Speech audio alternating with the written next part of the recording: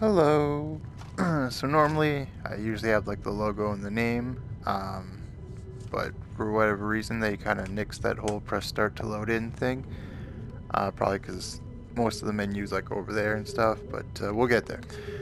Um, so yeah, today's review is Farpoint. And do I recommend it? I do actually. This is one of the first games that I ever bought. That came with like the aim. So it was like the first time I bought the aim and the first time I got to play a game with an aim.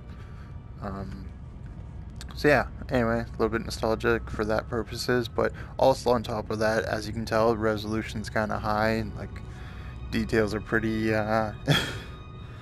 nice. Things are pretty detailed. I only really have two complaints. Complaint one is when you first boot up, you can't turn. Obviously, as you just saw, I can because I fixed it in the settings. I heavily recommend it because sometimes the enemies get behind you, and for whatever reason, they don't want to let you be able to like and then and then and then progress. Not the point. So yeah, I fixed it that way. My other big complaint is the cinematics. They are very long. Once you've beaten the game, you get to pick your level and stuff, but when you're completing the story mode for the first time, you don't get to skip any of the cinematics that are very, very long. I'm gonna play one for you, and I'm gonna speed it up a little bit. I might still have to cut a lot of it out. We'll see.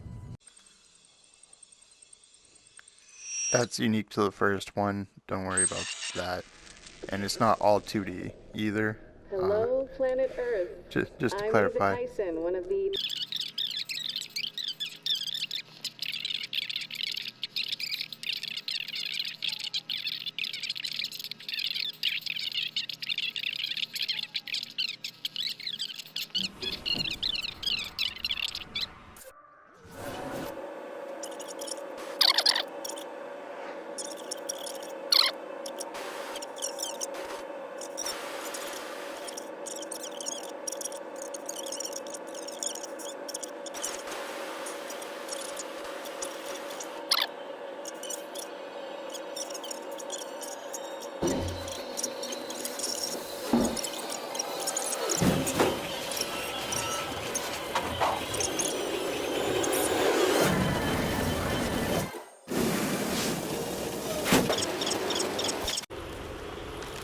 Alright, so all of that, as you saw, was just one cutscene.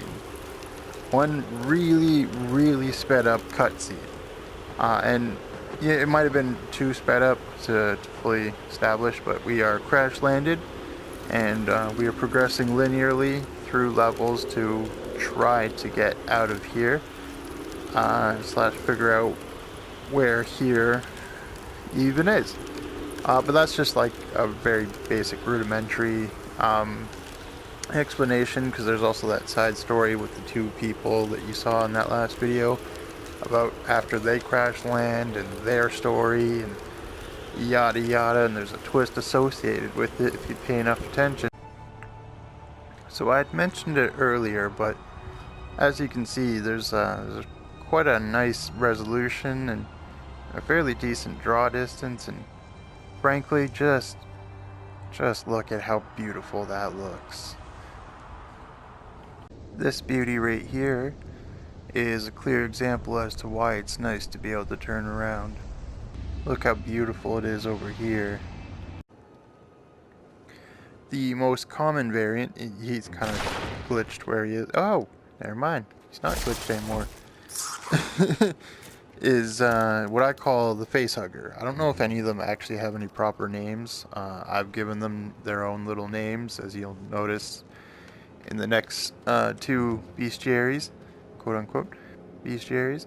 I don't know where he went. So every time when they attack, they, as you heard, will scream and then launch, and then dig those little claws, I'm gonna call them, into your skin and hurt you. They do very minimal damage, and they're pretty easy to kill, usually 3 rifle rounds or 1 shotgun shell.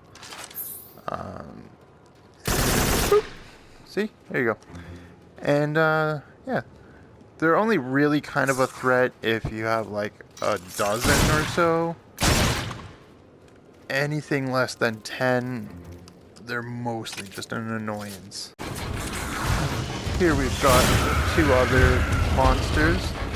We've got the bomber, who in itself explodes when you kill. And the armor. They're a little hard to take down. They take an awful lot. You can, however, shoot the bomber's bombs out of the air to stop them from hurting you. This is probably an arachnophobe's favorite game, just to hear how often they get to just shoot it. So as you can see, combat isn't too difficult. It's fairly rudimentary, simple. It's a little fast-paced, depending on your style. Like, if I wanted to, I could hide behind different structures and stuff and try and dodge around them. And instead, I like racing through and just kind of blasting everything with my shotgun. But yeah, there are 8 levels, many beautiful sights along the way, a handful of little spider creatures for the arachnophobes to just blast the ever-loving fuck out of. But there's also like aliens and robots and other stuff like that because it's, you know, sci-fi. Yeah, the whole thing is a ton of fun. Combat's, you know, simple. Pull the trigger, kill the fuck, right? But like it I don't know. It's very satisfying and nice because like I don't know, 'cause just the setting, I guess. Really, it's just something about it that I just thoroughly enjoyed. But there are 5 weapons. The assault rifle and the shotgun you're already pretty familiar with, but there's also a sniper rifle, a burst ricocheting rifle that has a shield, and the grenade launcher. Now, as you notice, there are little arrows and stuff, because you can actually get different types of each. There are, I believe, 4 in total for each of the 5.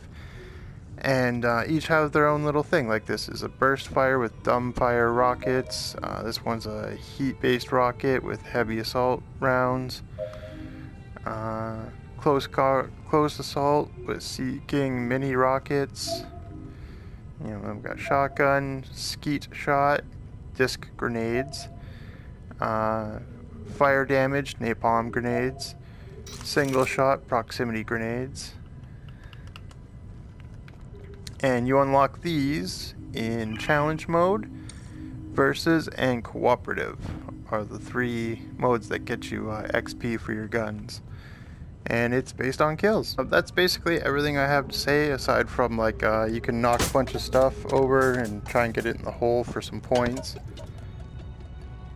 As you can tell, I kind of suck at doing so. If you get something like 5,000 points, you get a trophy. Because PlayStation. Yeah, that's everything I can think of. Hope you enjoyed. Hope this was helpful, and take care.